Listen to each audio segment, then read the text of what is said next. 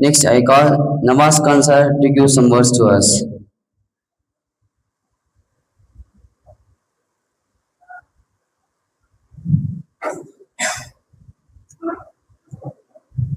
அஸ்ஸலாமு அலைக்கும் வரஹ்மத்துல்லாஹி தஆலா பரகாத்துஹு. இந்த சுதந்திர தின விழாவிற்கு வருகை தந்திருக்கும் நம் நல்லுள்ளங்களுக்கும் மற்றும் மாணவ செல்வங்களுக்கும் முதலில் என் சலாத்தை தெரிவித்துக் கொள்கின்றேன். நான் அதிகப்படியான அந்த மேடைகளுடைய பேச்சுக்கள் இதெல்லாம் வந்துக்கிட்டு நான் பேசினதில்லை. இதை பார்த்தீங்கன்னா ஒரு செகண்ட் டைம் தான் என்னுடைய ஸ்பீச் இது. அதனால கொஞ்சம் சின்ன சின்ன தவறுகள் இருந்தாலும் நீங்கள் அதை கொஞ்சம் இது பண்ணிக்கோங்க. இங்கே இந்த மாணவர்களை நான் பல வாரங்கள் நான் சந்திச்சிருக்கேன், நேரடியாக கலந்துருக்கேன். அவங்களுடைய இந்த ஸ்பீச் பார்ப்பேன், அவங்களுடைய கலைகள் எல்லாமே பார்க்குறப்ப எனக்கு ரொம்ப ஆசையாக இருக்கும். ஏன்னா நான் அதிகப்படியாக உங்களை மாதிரி தான் நானும் வந்தேன். ஆனால் இப்போ இந்த சுதந்திர தின விழாவில் இதை பற்றி நான் பேச விரும்பலை. உங்களை மாதிரி தான் நானும் மதரசாவில் என்னுடைய கல்வியை ஆரம்பித்தேன். அப்போ என்னுடைய வாழ்க்கையை என்ன சொன்னுச்சுன்னா, என்ன ஒரு அடக்குமுறையில் வச்சுருந்த மாதிரியே ஒரு ஃபீல் ஆகி அதுலேருந்து நான் அப்படியே வெளியேறி வந்தேன். வெளியே வந்த வட்டிக்கும் நான் கல்வி படிப்பை தொடர்ந்தேன், அப்புறம் கல்லூரி படிப்பை தொடர்ந்தேன். எல்லாமே முடிச்ச வட்டிக்கும் அரசியல் ரீதியான பயணங்களில் வந்தேன். அதாவது நான் இருந்த அரசியல் பார்த்தீங்கன்னா இந்த திமுக, அதிமுக அந்த மாதிரி அரசியலில் இருந்தேன். அப்போ கூட என்னுடைய வாழ்க்கை எப்படி இருந்துச்சுன்னா, ரொம்ப ஒரு ஜாலியான டைப்ல நம்ம சுதந்திரமா இருக்கோம் அப்படின்னு நினச்சிக்கிட்டு இருந்தேன். அதுக்கப்புறம் கடைசியாக பார்த்தீங்கன்னா ஒரு 3 ஆண்டுகளாக ஐயுஎம்எல்ல சேர்ந்த வட்டிக்கும் அங்கே எனக்கு நிறைய கிளாஸ்கள் எடுக்கப்பட்டது. அப்போ அவங்க சொன்னாங்க, சுதந்திரங்கிறது நம்ம ஜாலியா தெரிஞ்சுக்கிட்டு இந்த சொல்றாங்களே கருத்து சுதந்திரம், ஆடை சுதந்திரம், பெண் சுதந்திரம், இப்படி நம்மளாம் சுதந்திரம் அடைஞ்சிட்டோம் அப்படின்னு சொல்லி நம்ம எல்லாரும் நினைச்சு சும்மா வாழ்ந்துகிட்டு இருக்கோம். இது ஃபுல்லாமே பாத்தீங்கன்னா ஒரு கற்பனை உலகத்துல வாழ்ந்துகிட்டு இருக்கோம். அன்னைக்கு இந்த பிரஸ்டீஜ் ஆட்சி காலத்துல சுதந்திரத்தை அவங்க என்ன பண்ணாங்க, கஷ்டப்பட்டு நம்மளுடைய முன்னோர்கள் அவங்களுடைய பொருளாதாரம், உடல் எல்லாத்தையும் கொண்டு கஷ்டப்பட்டு அவங்க நம்மளுக்கு வாங்கி கொடுத்துட்டு போனாங்க. ஆனா கடைசியில வாங்கினதுக்கு பின்பு, சுதந்திரம் வாங்கிய பின்பு, அதாவது ஆகஸ்ட் 15க்கு பின்பு 16ஆம் தேதியே வாங்கி தந்த அனைவரும் வருத்தப்பட்டாங்க. ஏன்னா வாங்கி தந்த சுதந்திரத்தை நம்மளுடைய இந்திய தாய்மண்ணில் பிறந்த சுதந்திரம் வேண்டும் என்று இருந்த அவர்களுக்காக கைக்கூலியாக இருந்த சில பேர் என்ன பண்ணாங்க, அந்த சுதந்திரத்தை மிஸ்யூஸ் பண்ணி சுதந்திரம் வாங்கிய போராட்ட தியாகிகள் அனைவருக்கும் என்ன பட்டம் கொடுத்தாங்க, தேச துரோகி என்று பட்டம் கொடுத்தாங்க. அதுல வரலாற்றில் அதிகமா பாதிக்கப்பட்டவங்க நம்ம இஸ்லாமியர்கள் மட்டும்தான். இதுல எதனால இந்த காழ்ப்புணர்ச்சி அவளுக்கு காரணமா இருந்ததுன்னா, ஆரம்ப காலத்துல இந்தியா பிரிஞ்ச நேரத்துல காங்கிரஸ் மட்டும்தான் இருந்துச்சு. அரசியல் ரீதியான பேச்சுகளுக்காக இல்ல, இது காங்கிரஸ் இருந்துச்சு. இது எதற்காக இந்த வரலாற்றை பதிவு செய்யறோம்னா, அப்ப இந்திய யூனியன் முஸ்லீம் லீக்ல இந்திய முஸ்லீம் லீக்னு இருந்துச்சு. அப்ப அவங்க காலகட்டத்துல காகிதம் நிலைத்தவங்க இதுக்காக போராடுறாங்க. போராடி அவங்களுடைய சுதந்திர தியாகத்தை இன்னைக்கு போற்றுற அளவுக்கு எந்த ஒரு இஸ்லாமிய கட்சிகளும் இல்லை. இன்னைக்கு நீங்க அதிகப்படியான ஸ்டேட்டஸ் பாக்குறீங்க, போன்ல பாக்குறீங்க, எல்லா விஷயத்தையுமே பாக்குறீங்க. எங்கேயாவது இஸ்லாமியர்கள் சுதந்திர போராட்டத்துக்கு போராடினாங்க அப்படின்னு எங்கேயாவது பேனர் வைக்கப்பட்டுள்ளதா, ஏதாவது போஸ்டர் வருதா? யாரை பார்த்தாலும் அவங்களுக்கு வஞ்சகம் செய்யப்பட்டவர்களுடைய பெயர்களை புகழ்ந்தும் நம்மளை ஃபுல்லா மறைச்சும் இந்த மாதிரி இந்த சுதந்திரத்தை நம்ம இது பண்ணிக்கணும். இந்த இளைஞர் சமுதாயம் இப்ப எதை நோக்கி பயணிச்சுக்கிட்டு இருக்கு, ரொம்ப வருத்தப்படுறேன் நான். இன்னைக்கு அதிகாலையில பாத்தீங்கன்னா ஃபஜ்ர் தொழுது நான் கிளம்பி வர்றேன். நேற்று இரவு இசா தொழுதுட்டு பேசுறோம், ஒரு 10 நபர்கள் பேசுறோம். அதாவது எந்த இளைஞர்னா உங்களை மாதிரி இல்ல, என்னைய மாதிரி, நானும் அதுக்கு காரணமா இருக்கேன். வெளியே பாத்தீங்கன்னா காலையில ஃபஜ்ருக்கு இன்ஷா அல்லாஹ் போவோம், அப்படி கொடியேற்ற நிகழ்ச்சி இருக்கு, இப்படி தலைவர்கள்லாம் வர்றாங்க. அங்க போய் பாருங்க, சுதந்திரம்னா என்னன்னு அவங்களுக்கு சொல்லி தராங்க. அதோட வரலாற்றை நம்ம கண்டிப்பா நம்ம தெரிஞ்சுக்கிறணும் அப்படின்னு சொல்லி அவங்களை நான் அழைக்கிறேன். நேற்று இரவு அப்ப நைட்டு வரேன்னு சொல்றாங்க. காலையில பாத்தீங்கன்னா இன்னும் இப்ப போய் நான் போன் போட்டா கூட எடுக்க மாட்டேன், ஏன்னா உறங்கி கொண்டிருக்கிறார்கள். அவர்கள் சுதந்திரம் எதில் இருக்கின்றதுன்னா உறக்கத்தில் இருக்கிறது, காலையில இந்த ரீல்ஸ் பாக்குறதுல இருக்கும். இதை தாண்டி அவங்களுக்கு சுதந்திரங்கிறது வேற எதுலையுமே இல்லை. பெண்களை எடுத்துக்கிட்டீங்கன்னா அவங்க கேட்டுக்கிட்டா நாங்க ஆடை சுதந்திரம், நீ ஏன் பாக்குற, இது சுதந்திரமா?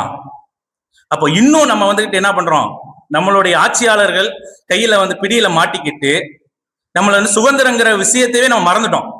அதை நம்மளை திசை திருப்பிட்டாங்க. இதே விஷயத்தை தான் பிரஸ்டீஜ் காலகட்டத்தில் அவங்க செஞ்ச விஷயம் என்னன்னா, நம்மளுக்கு சுதந்திரம் தர்றதுக்கு முன்னாடி நம்மளுடைய இந்திய நாடாக இருந்தது. கலாச்சாரம், பாரம்பரியம், கலைகள்னு சொல்லி அழகா இருந்துச்சு. அவங்க உள்ள வந்தாங்க. எதுக்கு வந்தாங்க? வணிகம் செய்வதாக வந்தார்கள், வணிகம் செய்யவில்லை. அவர்கள் ஆட்சியே கைப்பற்றி திரும்பவும் சுதந்திரத்தை விட்டு வெளியே போறப்ப அவங்களுடைய குறிக்கோள் என்ன இருந்துச்சுன்னா, இவங்கள்ட்ட இருந்து இந்த கலாச்சாரம் பாரம்பரியம் கலைகளை ஃபுல்லாமே மறக்கடிச்சிட்டாங்க. புது புது விஷயங்களை அவங்க உருவாக்கி கொடுத்து அவங்களோட ஸ்டைல ஆடைகள் அணிவது, அவரோட ஸ்டைல வழிமுறைகளை வாழ்வது இப்படின்னு சொல்லி சில பல விஷயங்களை அவங்க நம்மள்ட்ட என்ன பண்ணிட்டு அவங்களுடைய விஷயங்களை புகுத்திட்டு இந்த சுதந்திரம் என்கின்ற விஷயத்த அவங்க மறக்கடிச்சு நம்மளுக்கு என்ன கொடுத்துட்டாங்க, எல்லா கலைகளையும் மறக்கடிச்சு செஞ்சுட்டாங்க. சரி, அவங்க தான் மறக்கடிச்சு செஞ்சுட்டாங்க.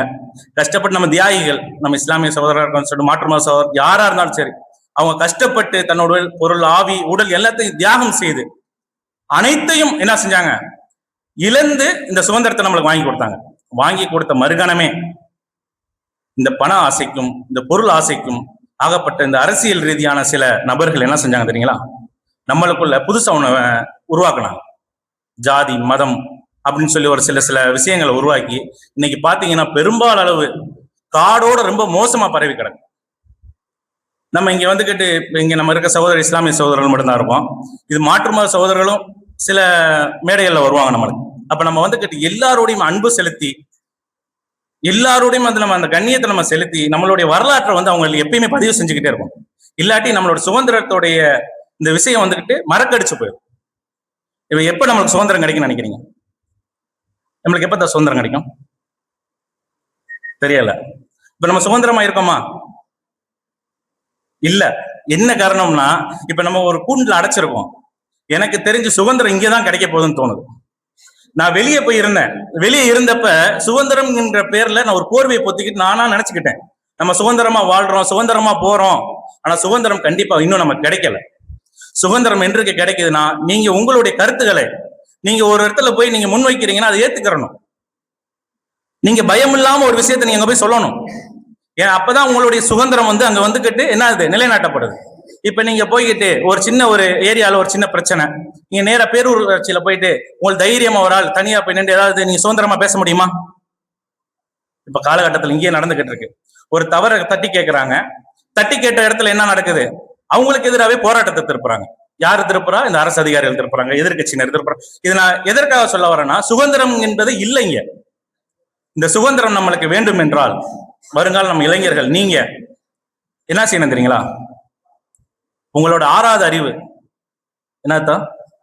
ஆறாவது அறிவு என்ன அறிவு? பகுத்தறிவு. இந்த பகுத்தறிவை என்னைக்கு நம்ம நம்ம இளைஞர்கள் மத்தியில வருதோ அன்றுதான் நம்மளுக்கு சுதந்திரம் கிடைக்கிறது. நம்ம இன்னைக்கு விழாக்களுக்கு நல்லா கொண்டாடுறோம். இன்னைக்கெல்லாம் பாத்தீங்கன்னா நம்மளுடைய கலைகளை அழகா செஞ்சிருந்தீங்க. அல்ஹம்துலில்லாஹ், சூப்பரா இருந்துச்சு. இதெல்லாம் நம்ம அதிகப்படியா நான் இங்க பார்த்தீங்கன்னா தேனி கலெக்டர் ஆஃபீஸ்ல லாஸ்டா பார்த்திருக்கேன்.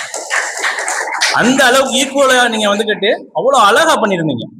இந்த விஷயத்த உண்மையில நான் பாக்குறது இதே நான் அடுத்தடுத்த நிகழ்ச்சிகள் எங்களுக்கு இருக்கு, தலைவருக்கு இருக்கு, அவங்களுக்கு இருக்கு, எல்லாருமே அடுத்தடுத்த நிகழ்ச்சிகள் போறோம். ஆனா அங்க ஃபுல்லாமே மாஸ்க் ஃபர்ஸ்ட் நடக்கும், கொடியேற்றுவாங்க, சாக்லேட் கொடுப்பாங்க, 2 ஸ்பீச் பேசுவாங்க. ஆனா நம்மளுடைய வரலாறுகள் மறைக்கப்படுது. தம்பி அழகா அந்த தமிழ்ல ஸ்பீச் பண்ணாங்க, சூப்பரா இருந்துச்சு, அருமையா இருந்துச்சு. அந்த வரலாற்று பதிவை அப்படியே எடுத்து வச்சாங்க. ஆனா இந்த வரலாற்று பதிவு இங்க இருக்கு நம்ம 100 பேருக்கு பத்தாது.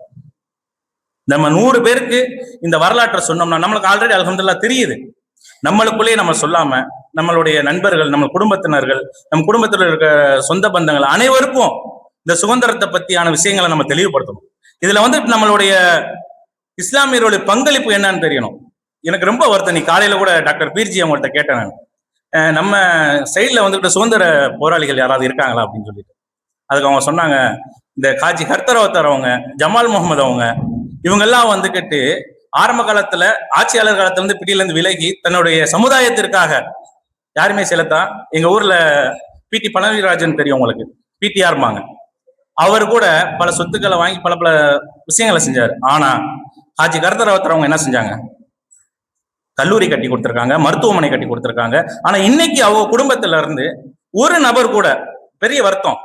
ஏன்னா போன வாரங்கள் போன மாசம் வரைக்கும் நாங்க போராடிக்கிட்டு இருக்கோம். பள்ளியில் இருந்த கர்த்தரவத்தர், ஹாஜி கர்த்தரவத்தர்ங்க பேரை நீக்கிட்டு அதுக்கான சதி வேலை நடக்குது. இப்ப இங்க எங்க சுதந்திரம் இருக்கிறது? இதை யார் கேட்பா? இங்க கேட்பதற்கு யாருமே இல்ல. ஏன்னா அவங்களுக்குள்ள பயம் இருந்து உள்ள வச்சுக்கிட்டு எதுக்கு நம்ம பேசாம சுதந்திரம் வாங்காம அவங்க கூட இருந்திருக்கலாமே. இப்ப சுதந்திரம் வாங்கி நம்ம என்னத்தை கண்டோம்? எதுவுமே காணல. ஒண்ணும் நாமளும் சரி சுதந்திரம் வாங்கிட்டோம், நம்ம சுதந்திரமா வாழலாம். இந்த இப்ப நம்ம பாத்தீங்கன்னா காகிதம் இல்லத்தை அவங்க வந்து அவங்க வரலாறு உங்களுக்கு எல்லாருக்கும் தெரியும். இருந்தாலும் ஒரு சின்ன சம்பவத்தை சொல்றாங்க. இந்த காங்கிரஸ் அந்த டயத்துல இருந்தப்ப அவங்க என்ன சொல்றாங்கன்னா, நீங்க எதுக்கு தனித்தனியா பிரிச்சு திரும்பவும் பிளவுகளை ஏற்படுத்துறீங்க அப்படின்னு சொல்லி அவங்க காகிதம் இல்லத்தை உங்கள்கிட்ட கேட்கறாங்க. அவங்க சொல்றாங்க, நான் முஸ்லீம்க்கு நான் ஒண்ணு ஆரம்பிக்கப்படவில்லை என்றால் என்னுடைய வரலாறு மறைக்கப்பட்டுரும் அப்படின்னு சொல்லி தான் என்ன ஆரம்பிச்சாங்க, முஸ்லீம் லீக்னு சொல்லி ஆரம்பிக்கிறாங்க. ஆனா இந்த முஸ்லீம் லீக்கை இன்னைக்கு கொண்டு செல்வதை மிக கடுமையாக, உங்களுக்கு தெரியாத ஒன்று ரொம்ப கடுமையா இருக்கு. இந்திய யூனியன் முஸ்லீம் லீக் அப்படின்னு சொல்லிட்டு இஸ்லாமியர்களுக்கான ஒரு கட்சி எப்ப இருந்து சுதந்திர போராட்ட காலத்துல இருந்து இருக்கு. ஆனா இன்னைக்கு அவர்களை என்ன பண்றாங்க, பேஸ்புக் வாயிலாக கலாய்த்து கொண்டிருக்கிறார்கள். கமெண்ட்ஸ் எல்லாம் நீங்க போய் பாத்தீங்கன்னா, இன்னைக்கு ஒரு அமைச்சர் இருக்காரு, எங்களுக்கு சிறுபான்மை துறையில ஒரு அமைச்சர் இருக்காரு. அவரை கொண்டு நாங்கள் பல காரியங்களை சாதித்துக் கொண்டிருக்கின்றோம். நம்மளுடைய மாணவர்களுக்கான அனைத்து தேவைகளையும் நம்ம பூர்த்தி பண்ணியிருக்கோம். ஆனா அங்கேயும் நம்மளுக்கு எதிரியா யார் வந்து நிக்கிறான், நம்ம இஸ்லாமிய இயக்கங்கள் தான். மாற்று மத சகோதரன் அவன் சொல்லிட்டான், உங்களை நாங்க அழிக்க தேவையில்ல, நீங்க உங்களவே நீங்க அழிச்சுக்கோங்க. இதே மாதிரிதான் அன்னைக்கு பிரிட்டிஷ்காரன் செஞ்சுட்டு போனான்.